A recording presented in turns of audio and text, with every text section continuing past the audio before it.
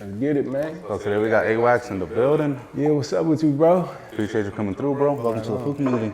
Appreciate you having me, man. So what's good, bro? What's new with you? What you got going on? Working, man. A lot of work, man. Diving into the, trying to do some short films, documentaries. Oh shit, talk to me about that. It got a documentary coming out about all the East Cocoa artists and everyone that work with Woody right now. So we're in the process of editing that, and then gonna try, when that's complete, we're in the editing.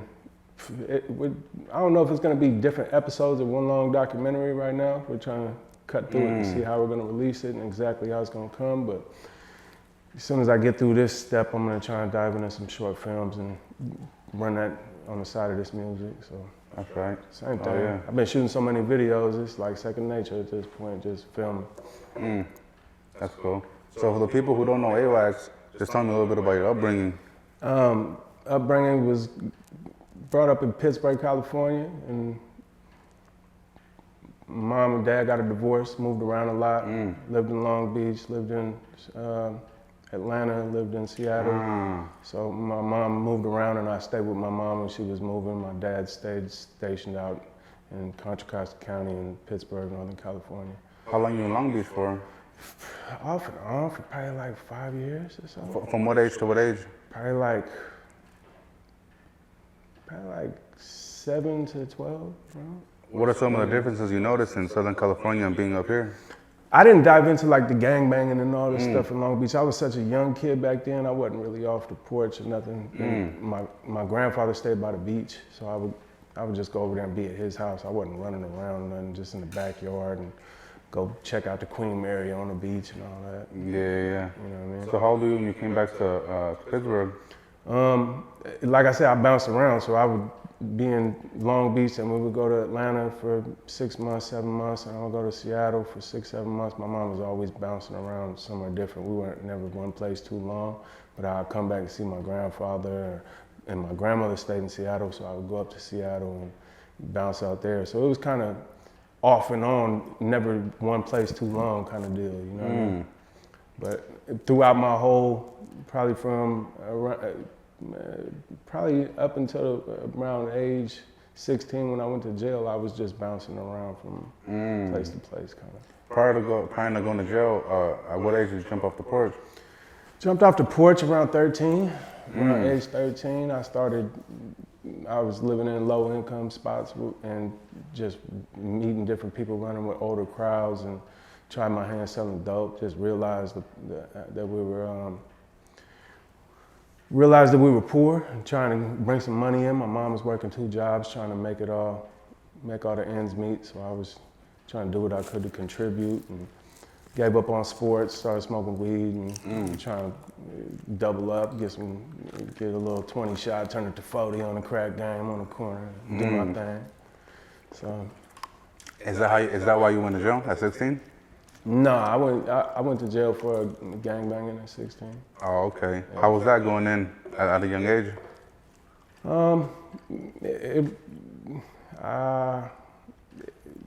I guess I mean, it's jail, you know what I mean? Jail's jail. It's always the same experience. Going in young, going in older, it's all the same. Some youngsters actually want to go there. Like, well, not want to go there, but... Yeah, I didn't want to go there. I didn't want to go there, but I wasn't. I mean, I knew what I was doing in the streets, so I was okay with it, and it wasn't like I beat myself up over it. I made the best of the situation in there. I was gonna have a good time. We was catting off, smuggling in Hennessy bottles and dope in the fucking visit rooms and doing all the shit. So you had it lit then. Yeah, I made the best of that shit, man. So it was a substantial amount of my life though, so I naturally did anything I could to make it easier on me while I was in there.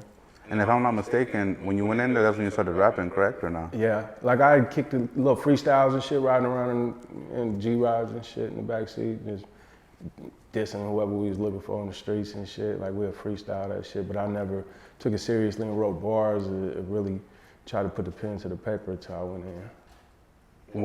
When did you really take it serious? I didn't actually take it serious until I got out of jail, but while I was in there, it was like community colleges around the penitentiary that we would make little cassette tapes. I would have the guards smuggle in. What year was this? I went in 95. I got out in 2001.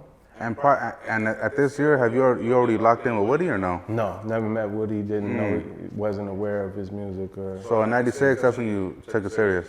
95. 95. Yeah, I started playing with it in there, and we had little they had a music room program in there that you could go in there and like use the old Tascam and like record yourself on a cassette tape and shit. So I would use that and try and book music time and go in there and just play with it. Then I would get these cassette tapes and I would fire them off in the mail, shoot them out to the local college down the street, and they would play it on the airwaves, so the whole penitentiary could hear my music all the weekends. They'd play my music on the weekends. So I started realizing how much support I was getting in there from everybody hearing it. Like, yo, that go crazy. Like, keep going, keep doing new songs. And I would always do that on the weekends to keep it lit. And I turned into a hustle in there too. So I would sell music to people. I would sell copies of my music or ghostwrite. So if someone wanted to pretend like they was a rapper, like some people, the pimps in jail would write letters. Some people wasn't real well spoken in there. So if someone wanted to write their girlfriend and try and keep her on the hook for another couple months, they'd get a pimp's $5, $10. Hey, write me a letter to my girl. Oh, for real? Yeah. So the pimps would sit in there and write a letter, then whoever paid for it would rewrite it in their handwriting and then blast it to their girl. I didn't even think of that hustle. So I seen the pimps doing that, and I was like, ooh, hold on. If they could do that, who want to be a rapper? Check this out. You know what I mean? So I ghostwrite, make them write a rap. I'll write like a poem, and I'll turn it to a rap, tell them how to say it, and then let them cut their demos in there, and I'll get my money off that.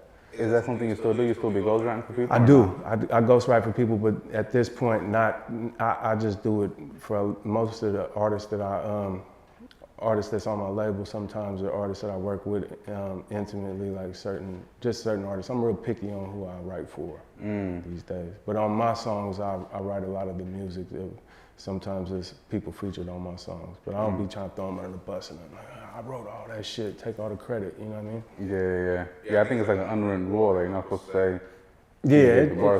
It don't matter. Music's music to me. I don't look at an artist any less if someone write for them or if they don't. It's all art to me. Because I know Drake gets a lot of flake for that, you know, when he came out saying he's a ghostwriter. But to you, that don't matter though. Nah, that don't matter.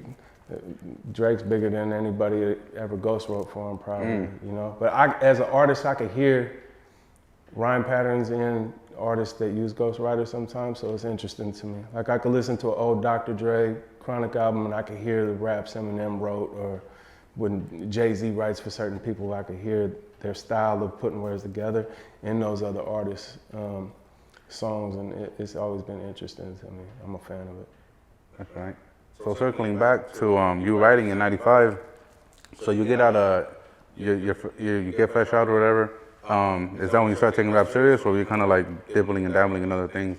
Yeah, I mean, trying to. At the time when I got out, I didn't have no friends that was in the music industry, so I didn't have nowhere I could go and try and pursue it. All my friends was in the streets. They was either selling drugs or gangbanging or doing other shit.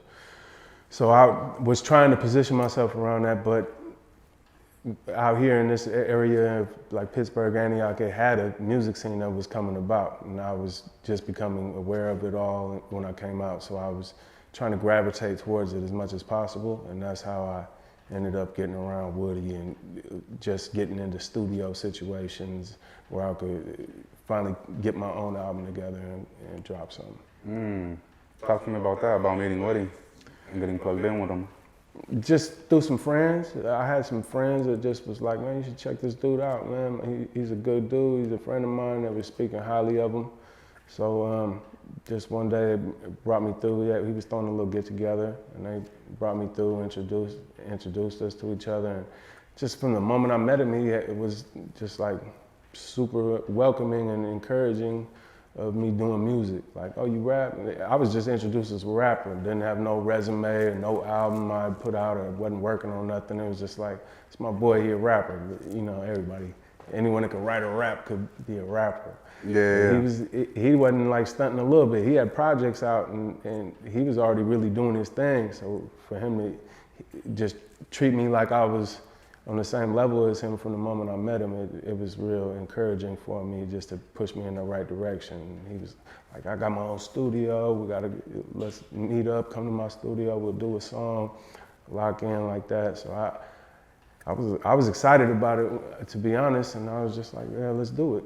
And then when I went there and seeing how he treated me like family from the day I met him, he was, as soon as we did the first song, it was always the same dynamic. He was treating me the same on the first few times we met, as all the way through our whole relationship of knowing each other. I was always treated with respect and treated like an artist. How'd you take it when you found the news that he had passed away? And what were you?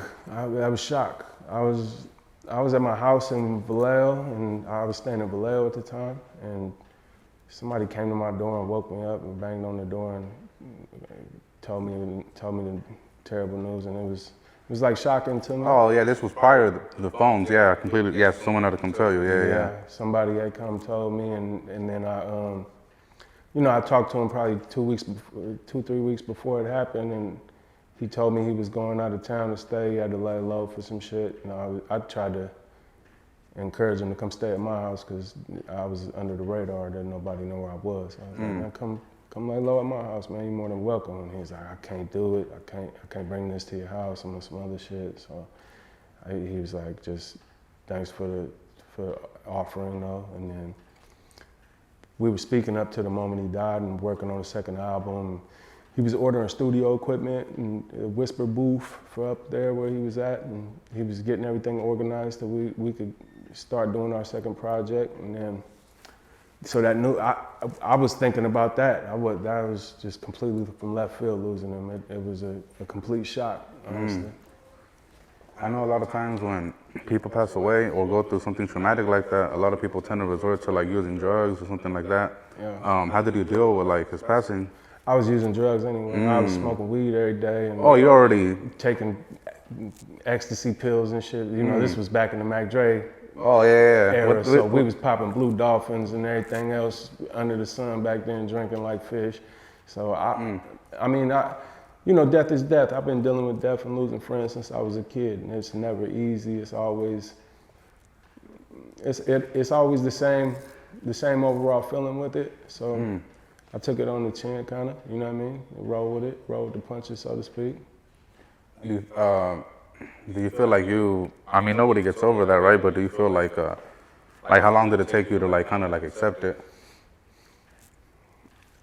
Longer than normal. There was a lot that went on behind the scenes with it. Like there was a lot that we never figured out about the scenario. We didn't know who he was with when it happened, and we didn't know any details, and the information we were getting from people was conflicting, and there was it wasn't like straight answers, and the internet wasn't what it was today back then. This was what year again? Was it 06 or something like that? 07? 07. So it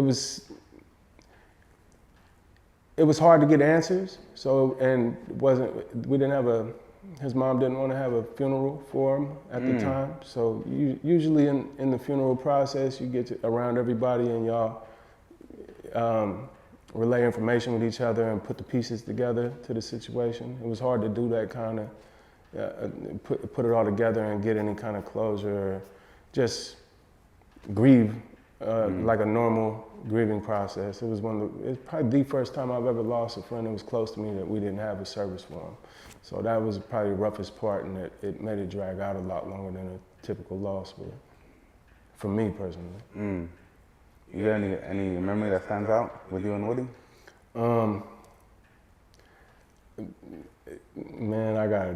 You got flashbacks right now? Yeah, I just got flashbacks, man. Like he was just a good dude, bro. Like we used to do fucked up shit, bro. We used to get drunk and shoot birds with pellet guns all day, and just random shit. You know what I mean? But he had lizards in the studio. We'll feed the lizards mice, and lizards would paint the whole walls of the fish tank with blood. We were just like big ass kids wilding out, you know what I mean? But we was either doing that or getting drunk and recording and calling some bitches too. It was pretty much the same kind of deal every time we got together, man. We just had fun together, man. But he didn't, I learned the internet from him too. Like What do you mean by that? We used to have websites before it was like Instagram and TikTok and all these different social medias like Facebook, even MySpace. Like we used to have forums like the sickness. Oh, the forums, yeah. So people would troll him on his forum and be talking shit like to him and net banging. And he was really trying to hunt him down. Like he'd get on there and get. Oh, he talking shit. Yeah, he doing research. Like, oh, I found this motherfucker. He work at Rayleigh's over here in Richmond. Shit. We pulling up. We're going. Oh, for real? Yeah. Oh, so you have to pull up on the net we was banging. pulling up. We was with the pull-ups. Like they would have barbecues where all the people from the forum would come through, and he come in with a list. And you were there when he would pull up? Yeah. How was that? Pulled up. Like people go in the store and hide. They don't nothing become of it. You know what I mean? So there was no one who was actually with it? Nah, nobody was actually with it. It was just the real trolls, man. Back in the day. The early trolling when it was in its infant stages of it. Yeah, but he took that kind of stuff serious and you know, like it built me up to have thick skin to be on Full Community when they start cutting up on me and shit. Like, man, I'm gonna laugh back and we're gonna joke back, man. I'm not gonna get in my feelings about it. I've been going through this shit for way too long. Yeah. And I know you've been keeping his legacy alive. I know you got that chain. I wish you would have brought it. Yeah, man. I keep his legacy alive as much as possible, bro. That's why I put him on the chain. It's like having a piece of him with me when I go everywhere and shit. I know we had to interview Big Tone, and he had said that, you know, Woody put him on. Would you say that Woody put you on? Definitely. Woody put me on, man. Woody put me on. He played a major part in my coming into the rap game and being successful, especially learning the independent game. Like, are you still independent? Yeah, I'm still independent. I have my own label. I run all my shit on my own. So he taught me pretty much everything that he taught me back then carried over in today's industry, even though we're digital and not physical CDs, and the old way we used to get money off music changed over to a new business kind of, I forget the word I'm thinking for right now. But it turned into what today's music industry was before the streams and everything. And everything I learned back then carried over to today. Also the digital era. Yeah, it translated over for me. And so you being from, Northern California, are there any NORCAL artists right now who you would give it up to? From the new generation? Yeah, I'm a fan of all of them. I like everybody, everyone doing their thing off music. Music industry is a tough industry, especially to get your name out there. So I salute all the youngsters out here doing their thing and making a name for themselves, and especially the artists from East Contra Costa County, all the Mike Sherms and just the younger crowd that's coming out in general too, like GB and all them doing their thing, Rico Too Smooth. I'm a fan of all their movements and how they're building from the ground up, getting their name established and putting out good music too. Though I'm a fan of the music. I think the music they putting out is quality and it's on its way. What's some of the things you heard about the rap game? Some of the things I hear about it? Hate about it? Probably I don't know, it's hard sometimes it's hard for me to mesh with rappers sometimes. It took me a long time. What do you mean mesh, like click? Yeah, click with them. Like it took me, I'm not like a really big people person. I'll be around a lot of people I've known for a long time. So having to trust people enough to be around them in an artist capacity, it's always been hard for me. You know, I'm from the streets, man. I haven't seen a lot of my homies backdoor each other and do all the extras. So for me, it was hard to break the street mentality off and just allow myself to be a rapper for a long time. So sometimes I hate that about the rap industry. Like, it's easy to, for example, like some rappers would be like, I could tell a rapper I meet, like, come to my hood. Like, we go to Compton, we go pull up on Elm Street, you good. When you with me, like, obviously, if someone that ain't from our section come through, it could happen to all of us. It could go down any way. But as far as with my homies, if I bring you to my hood, you safe from my hood. You know what I mean? And some artists I meet, like, I go to their hood and I realize, like, they ain't really who they say they are in their hood. So when they try and offer that courtesy back, they can't even offer that to themselves, let alone me. So it's hard to know things about who people are in the streets apart from their music before you get into situations and find out for yourself. Have you ever gotten in a situation with somebody who wasn't who they said they were, and then it was just all bad? Not gotten a situation, but been like, had to call people, like like my boy Gonzo, rest in peace. Like I had to call people from Black Peace Stones. My boy Tiny Bistro had to call some people from the 60s because Gonzo was like, I'm from 6-0 and let's go shoot at the liquor bank. And we go over there, we leave Elm Street and we go to shoot his scenes at the liquor bank. And he didn't tap in with nobody. We just randomly in the 60s, like, nah, bro, like it's gonna turn into something. They had to make some calls and some people with Bistro knew and like, yo, come make sure everything over here, bro. We're gonna be here for a minute. So like situations like that too, you know. No disrespect to Gonzo, though, rest in peace, but he just didn't have his shit together for an example. That's one that stand out to me, you know. And you speaking on artists like getting backdoored, has that ever happened to you? Because like you said you're not a people's person, so like I'm wondering if you ever gone through some shit that made you like that, like not even trust people like that, or you just always like that? No, I mean I try to be a good, like I've been through. I ain't never been like someone run down on me or nothing, but I done had people run off with shit. You know what I'm saying? Like with bread, or what do you mean? Let an artist wear a chain, don't trip off it. I got a lot of jewelry, so I give an artist here, wear this chain, go do your videos. I got backup studios and we'll set up on an Airbnb or something and like record, and I'll come get the equipment back with the chain in a month or two or something, and then turn into them just running off and then. And these are rappers? Yeah. Can we get names or not? I mean, he's not a nameable rapper, but it was a dude. It was a dude named Baby Bandit from San Diego.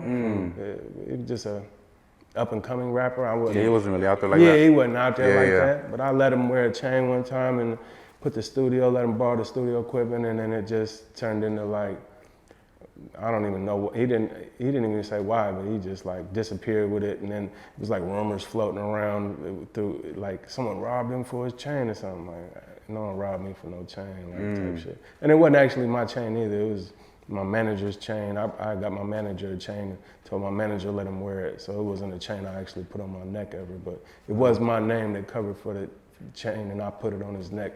Like I would replace it if it got lost type shit, you know what I mean? Like situations like that, like it's been a lot of people that run off with shit and trusting managers that run off with money and do stuff like that. And you know, it's hard. That's another part about the rap game that's hard to accept too. Like coming from the streets, you take a loss, someone run off with your dope, you front some dope, they run off, you gotta put it down, you gotta kind of go set an example so that everyone don't think something sweet, or else you ain't gonna be able to keep going in it. But like rap ain't that. So you take a loss in the rap game, somebody grabbing some money or something and sneaking it on some stealing shit, like you gotta kind of take it on the chin sometimes. You can't just always be like, oh, this is the streets, I'm not gonna be able to eat no more off of it. So especially like when rap went from physical to digital in that era, it was like a gray area in that part where we didn't understand the streaming or how the money was gonna come when the Spotifys and all that first came in. This was what, like 14, 15? Yeah. More or less? Wasn't no way to track the money back then. We didn't have an Empire distribution or a dashboard or no analytics coming through to say, all right, you generated this much money on iTunes. You kind of were at the mercy of the distributor or whoever you had putting your music up when it first went up. And we wasn't doing it ourselves. So once I got to that spot. Oh no, go ahead, you good. Once I got to that spot where I could see the numbers and I seen some people had their hands dipping in there and was snatching some money. Like at first I wanted to just be like, yo, I gotta get at him, bro. Like you stealing from me. But then I also realized like, damn, bro, if I lost 50,000, 100,000, I mean, I'm generating that off music in a short amount of time. I could probably turn that to 250, 500, a million. Like I had to look at it in the other lens, other than like a street lens, where it's like, yo, I took a loss. I need to get that back and chase that back this way. And my old manager that was stealing from me, he was a dope fiend. He was in and out of jail getting caught with pistols and methamphetamine and all that shit. So I never seen him since that day neither. I ain't go out my way looking for him though either. To take it on the chin. Is it kind of hard not to like go after them, like go after him, like coming from the streets? Yeah, but I told myself if I see him, I see him. I'm not finna go look for him. If I see him, I'll address it. I'm gonna address it, but I'm not finna go shaking down trap house doors looking for him. You know what I mean? It is what it is. Nah, I feel it. Anybody that get money, no, you take losses and you take wins, bro. You take your losses. Like, if you're gonna crash out over a little loss of money, man, you probably ain't no real hustler. You ain't getting no money or seeing no substantial money in your life. Nah, I feel it. So being in the rap game so long, you got any like crazy groupie stories? Crazy groupie stories? Man, I didn't. More flashbacks. Yeah, you got them good setup questions, man. There's been some groupies. I got a girl that I hate to throw it on the bus. It's a girl in Nebraska. She been sent me messages every day. Like I never met this girl, nothing. She sent me messages every day for like 10 years straight. Every day, like 10 messages, like she in an imaginary relationship with me or something, like telling me my day went like this and this and that. Like, she crazy, like, type shit. But not no really crazy stories. One time, some groupies, I was in Atlanta with convict music and some groupies came in the room. One of my boys brought some girls back to Convict the room. music, you talking about Akon? Yeah. Oh, so you got work with him? Yeah, I used to be working with convict music. So we brought some groupies in one time, and my boy took two of them in the shower, and he set his jewelry down. They just came out the bathroom hella fast and beeline for the door. And they got off with all this jewelry, but Akon brother, Boo, he made a call and got the jewelry back in like an hour or so.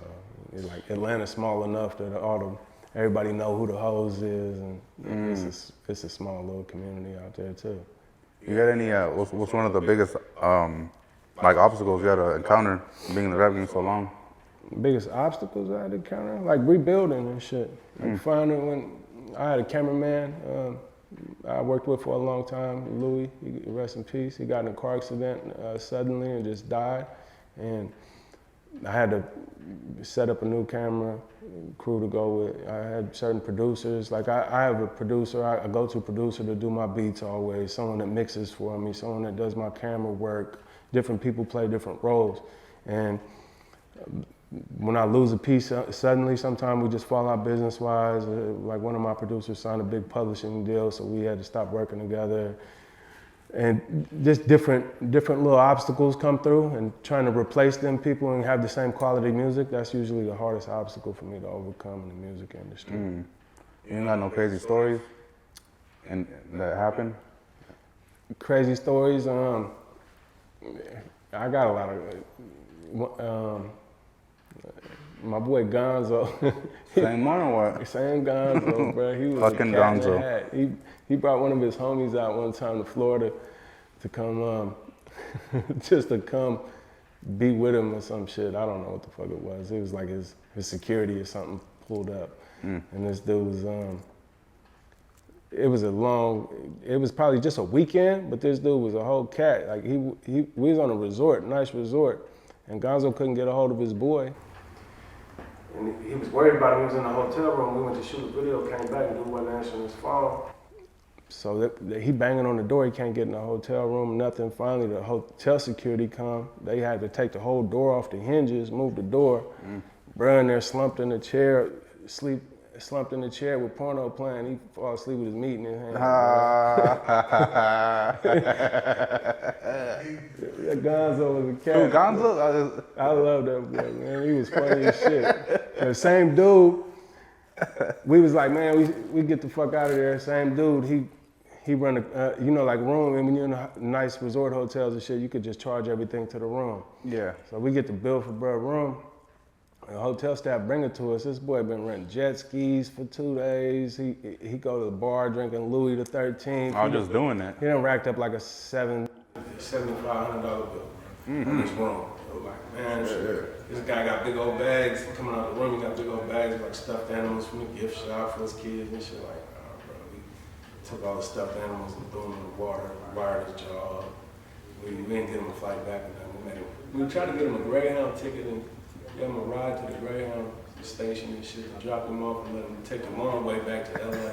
But bro wasn't He wasn't having it? We didn't make it that far, bro. We had pulling over on the side of the road and turned into a squabble, and the bro just ended up hitchhiking or whatever the fuck he did to get out of there. But it was a pretty wild weekend, bro. Oh yeah, that's some crazy way of explaining it. Yeah, dude was the whole cat in the hat, man. Nah. How you feel about the Northern Cali scene right now? Northern Cali scene is looking good. It's a lot of artists. It's, like me and Tom, we working with a lot of the younger generation, and it's a good scene overall to me. Like it's Sac, Stockton, and just the Bay Area in general. They all got good music scenes, in my opinion. But you know, a lot of the youngsters is in and out of jail right now, so they trying to learn how to maneuver through that. Mm-hmm. I mean, you do a lot of work with a lot of artists. But I know sometimes the politics get in the way. Like, let's say you would do a feature with an artist, and this artist got funk with another artist, and let's say you do that song with that other artist. Sometimes the artist feels some type of way. Do you like, is it a big deal or not? Like, or should like, it's no big deal because that's not even politics. Isn't. Or would you not even do that artist with the... I won't do it. If I'm tapped in with somebody, and if I work with somebody and they don't work with somebody else, I'll tap in with that person and ask what they think. Because some artists will be like, nah, it's good, like, it's your money. But some of them will trip, though. I don't do that. Because I got a lot of people that you see me work with, if you see me doing songs with people, I really be out in situations that ain't doing songs with those people. In the trenches, I'll pull up in their hood and hang out at a barbecue or something, but really be around their homies tapped in. Like, I don't just meet an artist and just me and that artist is the only one that talk. I come to his hood, shoot a video, I tap in with the boys in the streets, the young boys. I'll try and give them some advice. If they aspire to be in the music industry or they aspire to do business, I try and kick some knowledge with them back and forth and see if I can plant a seed to get them out the trenches. As much as possible, I try to do it. I be with the knuckleheads too. I kick shit with the knuckleheads and I get where they're coming from. I just smoke a couple blunts with them and chill out to it. Do you feel? Go ahead. As far as doing they funking with such and such, I ain't in it. I try not to play that game. Do you feel like sometimes politics get in the way of you furthering your rap career? In the past, yeah. Right now, no. Because I built my own fan base. I got my own fan base that's kind of unique. It's kind of like a Brother Lynch on Tech 9 kind of underground fan base, where I have my fan base is my fan base. I built it one brick at a time to lay the foundation of it, and it's my own entity. So I'm happy with how I got my fan base situated and how I built it. So I'm not concerned with I don't work with other people trying to get to their fan base and nothing. I work with people who I genuinely enjoy working with and I'm fans of their music. So if someone were to hit you like, hey, what's good, Awax, like, I'm gonna need that feature, what's the ticket? You wouldn't do it then? It depends. If it's like, let's say just a up-and-coming rapper. Yeah, I need my fee. But you like background checks or like, it's good? Yeah, I mean, as long as it's no crazy shit. As long as there's no crazy shit. I run background checks if it's certain people. Like, if it's something that it's people I know bringing it to me, I ask them. But if it's somebody off the internet, I don't deal with them directly. So if you contact about a feature, you're gonna hit my manager, and then he's gonna tell me the fee. I'm not gonna know anything. If my manager runs the check and he sees something funny or something, we won't do it. I know a rapper out of Texas named Peso. He announces like doing he's checking paperwork before he does features with somebody. Like, is it that serious? Like, you do that? I mean, if I'm aware that someone's off bad on some paper, I'm not gonna do it. I'm also not going out of the way to check. I'm not doing that. let's say you were to do a song with somebody and you didn't know, and then some bad shit came about, would you like delete the song or like denounce them or like talking about them all bad or like? I'll take the money and C&D that thing, bro. CD, what's that? Cease and desist. Oh, man, if it's all bad, I'm shoot the money. The money don't spend the same. I'll take the money. If I find out you all bad or you some funny kind of dude, I'll push that cease and desist button. I ain't never had to do that before, but I also don't sign paperwork with my contract, with my features. I'm not obligated to no major record label or nothing, so you won't have a problem putting on a feature for me if you're an artist on a typical thing. But if you go run some funny shit or something happen, if you're touching kids or something, I'm not gonna let that song come around. But I'll let that go. Speaking of kids, damn, I know it's a song stuff how you said that. Yeah, That sounded all bad. Nah, but a lot of people I had been coming up here and I asked them about this shit. Like a lot of people, they fuck with SPM's music, and he's coming out in a year. If you were to like, hey, what's good, Awax, let's get one in. And I'll pay the ticket. No disrespect to him or nothing. I really don't know his situation. I don't know if them is allegations or whatever. If he was wrongfully convicted. I don't know his situation at all. I know my boy Baby Bash got a lot of respect for him. Oh, that's right. So I respect Bash and his relationship, and I know Bash has his own opinions on everything. I don't know enough to make an opinion, but I still wouldn't do the song just because it's in question, and I don't want to interject myself into this. That's right. All money ain't good money, brother. Yeah, that's the same thing, and he's right, bro. What can we expect? I know you got documentaries coming. Yeah, documentaries. Me and Tone got a podcast, Two Sides of Game right now we're working on. Oh yeah, I think I seen it on the YouTube recommendation, something like that. We got a couple episodes about to come out, so we trying to dive into the little podcast and see how that come out. Hopefully, we can make some interesting content. It's just y'all two making content? Yeah, we have a guest and we're doing a little bit of both. It's just us having content, kicking some shit, and having some guests in there and mixing it up a little bit. Trying to dive into the podcast and just content, man. We're trying to come out with content as much as possible. Music, videos, podcasting, short films, anything we can get our hands in.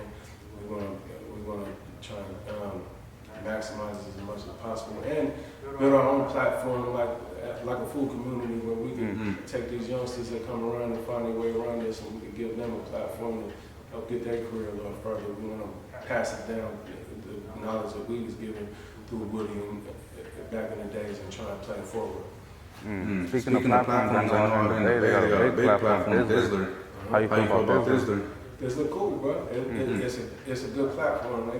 They support that. They posted a video I did today on the new music. It's on Friday. So I mean, I appreciate them doing it. I wouldn't encourage no up-and-coming artists to only rely on Dizzler or any one platform for just making a whole career. When the youngsters and the up-and-coming artists that I try and give knowledge to, I try and tell them, like, it's good to use those platforms, but build yours simultaneous with that. Have your own YouTube channels, have your own Instagrams to promote your videos, and yeah, you're not gonna get the initial views you would get off of their YouTube on your YouTube, but you're building it and it'll slowly but surely get up there. But sometimes you got to sacrifice and put it on your own channel and be okay with the lesser views to get to the point where you got 10,000 subscribers or 50,000, 100,000, and you start growing your shit, and you're not always relying on a world star hip hop or a Thizzler or whatnot. But that's no disrespect to Thizzler either. They're a platform, they do business how the artists want to do business. A lot of artists that come up, they think that's a poor reflection in them if their video ain't doing the same numbers on their own channel as it is on a Thizzler. That's not a fair comparison, in my opinion. Like, yeah. So, I mean, shout out Thizzler though, and like Shimo Media and all the... Yeah, shout out Shimo. Everyone doing their thing out here and trying to... They have platforms and built platforms for these artists that's coming up.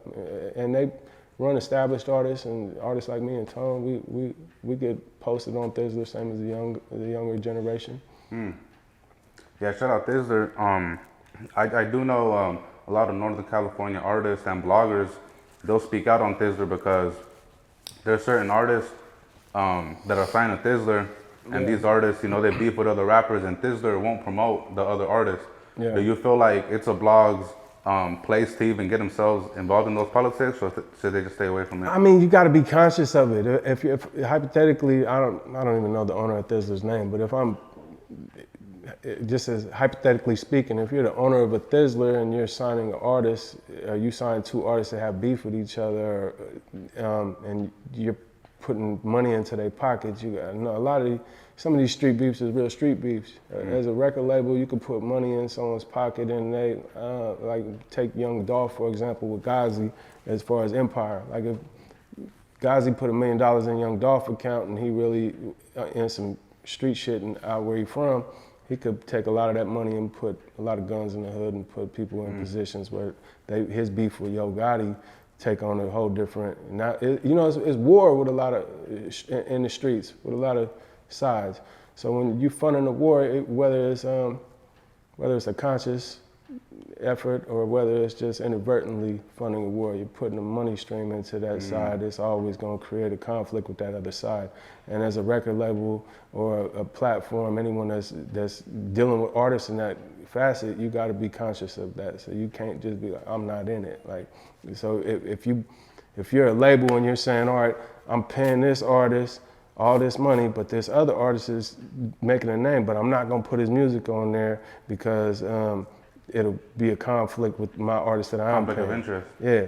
If you're doing that as a label head, then you're in the war. You might as well be from that gang. You might as well be from that section, in my opinion, because you are in it. Well, you could say, I'm not in it, I'm not from that gang. But, I mean, your actions is saying a whole different thing for you. That's my take on it. So, I mean, if label heads is playing that kind of game, or if someone's playing that kind of game, and then they find themselves in a sticky situation one day, they kind of ask for it, in my opinion. And speaking of the labels, I know a lot of times when labels sign artists, a lot of them are, especially like with street rappers, they be putting out like life insurance on these rappers. Do you feel like that's smart, or is that kind of like, I don't know, some people say that's kind of like all bad because they're kind of expecting it. You jinxing it, you know what I mean? How do you feel about that? Is that smart though? Because some businessmen would say that's smart. Depending, like how would you go up about it if you were in that position? If I'm the label, yeah, I'll put the insurance policy in the next to Ken's name. If he's got kids, if I sign an artist and he's got kids or something, I'll get that insurance policy and put it in his children's name. That way, if in the worst case scenario ever, God forbid something happened to my artist and I'm investing in them, their kids are taken care of in that situation. If they don't have kids and they just got a wife or a mom, put it in their court. That way also, if something ever happened, it's not everyone pointing fingers at me as the label like, oh, why you ain't paid for the funeral and what you did for the kids afterwards. No, set it up something smart for just in case that happened. It go to the people it's supposed to go to, and then let them do what they need to do in that situation financially and take care of the people that need to be taken care of. Like the artist is working for. Almost every artist, they don't work for themselves. They work for their family. They want their families to have a better life. Their kids to be straight. They want to move their mama out the hood. Things like that. Like setting up an insurance policy in that regard is smart to me. Just doing it as a label, like, oh, if this guy dies, we're laughing all the way to the bank and we'll sign another 20 artists. That seemed kind of... It's kind of like speaking into existence, kind of. It's jinxing it to me. So I wouldn't agree with that. And right now as I'm talking to you, like I see you got Strange Music tatted on you. Yeah. Talk to me about that relationship. I didn't even know you were plugged in with him. Yeah, I did an album called The Brazy Bunch, me and King ISO. We did a group project, and I'm Strange and Tech and Trav got It Goes Up Entertainment and a little situation with Universal. So I go out there and hit up Strange Land and go hang out with them, and sometimes I'll do touring with them, but I really just signed the group. So for me and King ISO, whenever we do our group albums together, it's for Strange, and we do it exclusively through them. Their distributor doesn't see eye to eye with Empire and my distribution, so we keep them separate of each other. Shout out Strange. Tech and Trav showed me a lot of love since I've been out there, and ISO introduced me to him. That's right. Well, is there anything you want to leave the people with before we clock out? Shit. New music on the way, easy peasy. Awax, I got a new album about to drop coming soon. Me and Big Tone album out right now. The Red Print, we got another follow-up album we working on. The Red Print, I like that. Yeah, we got the Red Print, and then we got a follow-up. We shooting some new videos. Just stay tuned. I appreciate everybody who been tuning in and checking out the music and the videos, man. Staying down all these years, and everybody that's new followers and listeners. I appreciate y'all tuning in too, man. And the food community, man. I've been getting a lot of love and I've been getting a lot of support and followers every time you post me and shit. That's right. All my numbers go up and everything, so I appreciate that, bro. Like, Hell yeah, and I appreciate you coming through. yeah. Hell yeah. Well, there you guys have it. Awax Food Community. We locked in. Catch you on the next one.